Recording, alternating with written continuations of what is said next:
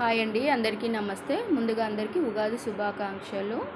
ఉగాది అనేది మనకు ఇప్పుడే అంటే కొత్త సంవత్సరం లాగా ఇప్పుడే మనకు కొత్త సంవత్సరం స్టార్ట్ అయింది అన్నట్టుగా మనం స్టార్ట్ అయినట్టు మనకు లెక్క. అందుకే ఉగాది మనం స్పెషల్గా సెలబ్రేట్ చేసుకుంటాం.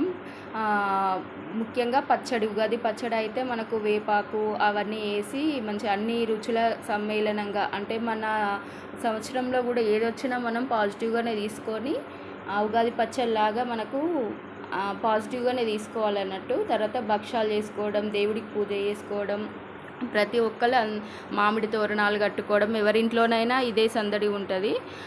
దేవుడి పూజ కాగానే నాది స్టిచ్చింగ్ వర్క్ కాబట్టి నేను మిషన్ కూడా కంపల్సరీగా దీపావళికి కానీ ఉగాది ఇట్లాంటి ఫెస్టివల్స్కు నా మిషన్కి కూడా కంపల్సరీ పూజ చేసుకుంటా. ఎందుకు అంటే మనం చేసే వృత్తే మనకు దైవంతో సమానం కాబట్టి నేను దేవుడి పూజ చేసిన రోజు కంపల్సరీగా నా మిషన్కి కూడా పూజ చేసుకుంటా. పూజ చేసుకోవడానికి మిషన్ పూజ, దేవుడి పూజ కంప్లీట్ అయిన తర్వాత ఇంకా మిషన్ దగ్గరికి వచ్చేసి దానికి సంబంధించిన అన్నీ పూజకు సంబంధించిన అన్నీ రెడీ చేసుకుంటున్నా.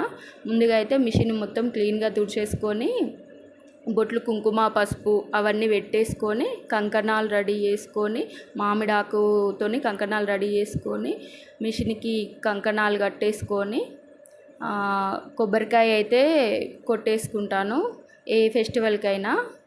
ఎందుకంటే నాకు ఈ నా వర్క్ మీద నాకు అంత ఇష్టం అన్నమాట. దాన్ని అంత ఇష్టంగా వర్క్ చేసుకుంటున్నా. నేను ఎంత స్ట్రాంగ్గా ఉన్నానంటే కారణం కూడా నాకు ఈ వర్క్ చేయడం వల్లనే నేను ఇంత అదిగా ఒక స్థాయిలో ఉన్నా. నాకు అందుకోసమనే నేను దైవంగానే భావిస్తాను ఆ మిషన్ ఎప్పుడైనా. ఇంకా తర్వాత అయితే ఇంకా ఈరోజు ఒక కస్టమర్కి డ్రెస్ డిజైన్ చేసిన నైట్ కంప్లీట్గా.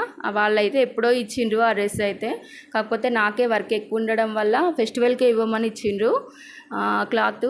కాకపోతే నాకు వర్క్ ఎక్కువ ఉండడం వల్ల డిలే అయిపోయింది. ఇంకా ఫెస్టివల్ రోజు మార్నింగ్ ఇచ్చేస్తా అని చెప్పిన.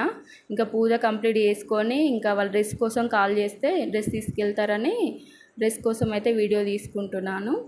ఈ డ్రెస్ వచ్చేసి కంప్లీట్ ఆర్గంజా క్లాత్ వాళ్ళే తీసుకొచ్చుకున్నారు.